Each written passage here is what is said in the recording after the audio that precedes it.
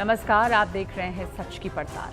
मैं हूं नगमा और आज हम बात करेंगे ईरान और ईरान की लड़कियों की।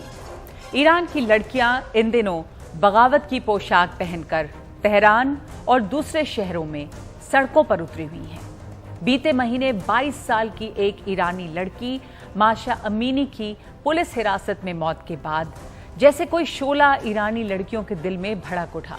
वो अपना हिजाब नोच कर फेंक देने पर तुली हैं। वो नारे लगा रही हैं, प्रदर्शन कर रही हैं, हिजाब की होली जला रही हैं।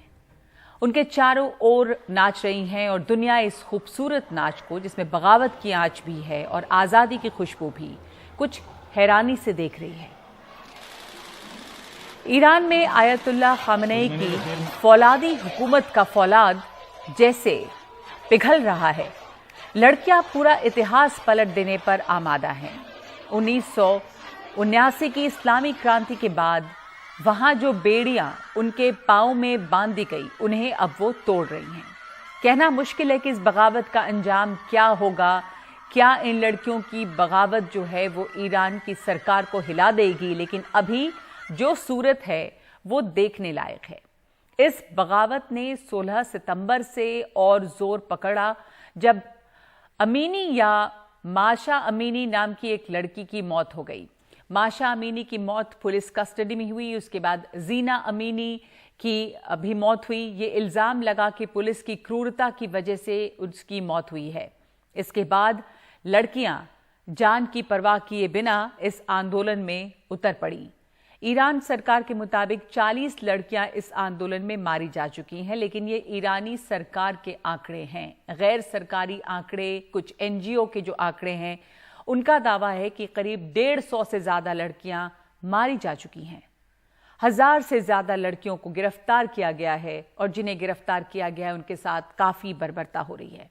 लेकिन अब इन लड़कियों को दुनिया भर से तमाम तरह से समर्थन मिल रहा है। बहुत सारी जगहों पर इनके समर्थन में आवाज उठ रही है। यहां तक कि जो फिल्म इंडस्ट्री है, हॉलीवुड, वहां भी इस विरोध की आवाज पहुंची। कई हॉलीवुड अभिनेत्रियों ने, जिनमें ऑस्कर विजेता अभिनेत्रियां शामिल हैं, उन्होंने भी उनका समर्थन किया है, जैसे मैरियन कॉटिलार्ड और जूलियट बिनोश। कल अपने बाल कटवाकर उसका वीडियो इन लोगों ने पोस्ट किया और इनका समर्थन किया। जूलियट बिनोश ने कैंची से अपने आगे के बालों की एक लट काटी और कहा, फॉर फ्रीडम, आजादी के लिए। तो आजादी का ये नया तराना है दुनिया भर की लड़कियों के लिए, जो कहीं हिजाब उतार फेंकने के लिए लड़ रही हैं, कहीं गर्भपात का अधिकार हासिल करने के लिए लड़ रही हैं, कहीं अपनी मर्जी के कपड़े पहनने के लिए लड़ रही हैं। आज सच की पड़ताल में हमारा सवाल है कि ईरान में हिजाब के खिलाफ तेज हुआ आंदोलन क्या ईरानी लड़कियों की बगावत रंग लाएगी?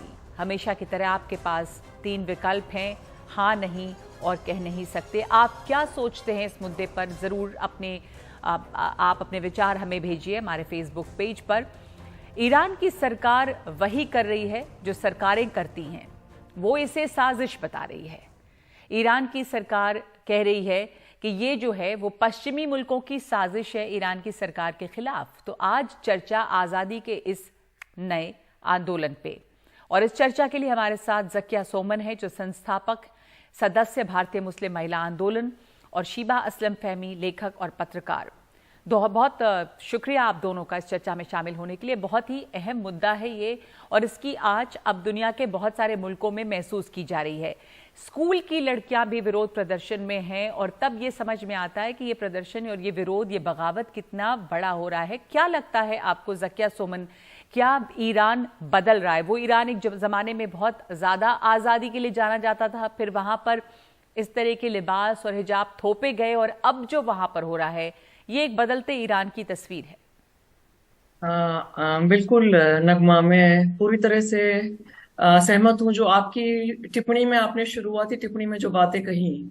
और ये बात सच है कि ईरान एक बहुत ही बेहतरीन संस्कृति रहा है। नॉट ओनली, मतलब सिर्फ इकोनॉमिक तरीके से नहीं, लेकिन जहां तक कल्चर की बात है, जहां तक सिविलाइजेशन की बात है, तो एक बहुत ही अहम और रिफाइंड सिविलाइजेशन रहा है। लेकिन हमने जो देखा 79 से वहां जो दौर चला है, इस्लामिक राष्ट्र का दौर, जिसके चलते बहुत ज्यादा ज्यादती, बहुत ज्यादा दमन, बहुत ज्यादा औरतों के अधिकारों का हनन, ये हम देखते आए हैं। वो जो इस्लामिक रिवॉल्यूशन हुआ उसके पहले बहुत बड़ी तादाद में तेहरान में औरतें पढ़ती लिखती थी, यूनिवर्सिटीज में पाई जाती थी, हॉस्पिटल्स में पाई जाती थी, पब्लिक लाइफ में पाई जाती थी। ये उनकी एक हकीकत थी, जिसको 79 से लेके अब तक पूरी तरह पलट दिया गया, जबरन जबरन पलट दिया गया। तो ये जो अभी एक नई शुरुआत हुई है विरोध प्रदर्शन की, मुझे लग रहा है कि जिस तरह से, जिस तादाद में लड़कियां निकल के आ रही हैं, और जिस तरह से मर्द भी उनके सपोर्ट में जुड़ रहे हैं, और जिस तरह से पूरा जो विरोध प्रदर्शन है वो सिर्फ पूरे ईरान में फैल रहा है, उसका प्रतिभाव हमको अफगानिस्तान में भी मिल रहा है, हमारे देश में भी मिल रहा है, और हॉलीवुड में जैसे आपने कहा कई लोग उसको सपोर्ट कर रहे हैं, इवन फ्रेंच जो फिल्म इंडस्ट्री के लोग भी हैं इसको सपोर्ट कर रहे हैं। तो मुझे लग रहा है कि शायद यहाँ पासा पलटने की शुरुआत हो रही है। जी। और बहुत ही ऐतिहासिक बात है कि इसकी पहल ईरान की लड़कियों औरतों ने ने की की है, है, ईरान की औरतों महिलाओं की ने है, की है, और स्कूल की महिलाओं ने बच्चियां की है। इसमें शामिल आ रही हैं। जैसा आपने कहा कि अब दुनिया भर में इसकी गूंज सुनाई दे रही है। शीबा, ये 1979 के बाद से देखें तो शायद पहली दफा है कि इतना बड़ा ये एक तरह से बगावत हो रही है सरकार के खिलाफ। अब बहुत सारे मुल्कों में, चाहे वो अफगानिस्तान हो, चाहे वो फ्रेंच एक्ट्रेसेस हो, अलग अलग जगहों पर इसको समर्थन मिल रहा है। और ईरान की सरकार का ये कहना है कि ये तो पश्चिमी मुल्कों की साजिश है। ईरान की ये अपनी पॉलिटिकल कंपल्शंस हैं और पश्चिमी मुल्कों से वो अलग थलग भी रहा है। पर ये जो बगावत इस वक्त आप देख रही हैं, ये लगता, आपको क्या लगता है, ये सियासत से ऊपर उठकर है, औरतें इसमें बिल्कुल एकजुट हैं, और क्या ये सरकार को हिला पाएगी? बहुत शुक्रिया नगमा। बहुत दिलचस्प होता जा रहा है ये पूरा घटनाक्रम। अगर आपकी बात जो आपने कही कि 150 से ज्यादा लड़कियां इसमें जाबहक हो चुकी हैं, तो ये इस्लामी हिस्ट्री की शायद औरतों की सबसे बड़ी कुर्बानी है, जहां पर औरतों ने अपने हुकूक के लिए आवाज उठाई और इस हद तक वो जा रही हैं। तो मेरे ख्याल से ये इसको अंडरलाइन करना पड़ेगा कि क्या स्टेट जिसे हम कहते हैं, राष्ट्र राज्य जिसे हम कहते हैं, क्या वो सिर्फ एक कॉन्स्पिरेसी थ्योरी से इस पूरे मामले को ढक सकता है। और मैं कई बार ईरान गई हूँ और मैंने देखा है कि, और मैं अमेरिका और यूरोप भी गई हूँ, ईरान की औरतें उन पश्चिमी देशों की औरतों से भी कई गुना आगे हैं पढ़ाई में, सेल्फ कॉन्शियसनेस में, जेंडर के सवालों में। और ये बात जो हमारे सामने अभी आई है, ये टिप ऑफ द आइसबर्ग है। उस समाज में ये जो आंदोलन है और ये जो जहन है, बगावती जहन, ये कई सालों से, बल्कि कम से कम मैं दावे के साथ कह सकती हूँ कि कम से कम 11, 12, 13 साल से बहुत शिद्दत से खदबदा रहा था ये उनके अंदर। और मेरी जहाँ उन लोगों से जब बात होती थी तो ये अंदाजा होता था कि मैं यहाँ पर वो बातें कह नहीं सकती जो बातें वो कहती थी। और उन्होंने साफ कहा, क्योंकि इस्लाम के नाम पर ये सरकारें हम पर जुल्म करती हैं, इसलिए हमें अब एतराज इस्लाम से होने लगा है।